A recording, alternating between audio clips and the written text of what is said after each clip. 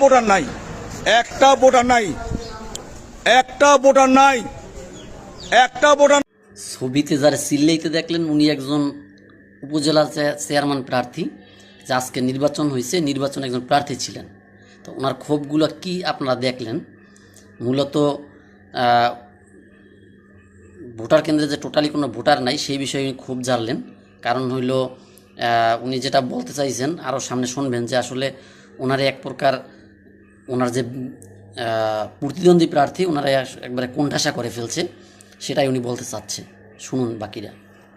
গত রাত থেকে আমার সমর্থকদেরকে মেরে হুমকি দুমকি দিয়ে আতঙ্ক লাগাইছে এই বিবলাসর ইউনিয়ন, এই বনারগঞ্জবাসী। আমি হারাম খাই নাই, আমি দুর্নীতি করি নাই, আমি শহীদ মুক্তিযোদ্ধার সন্তান, আমার রক্তে রঞ্জিত করেছে।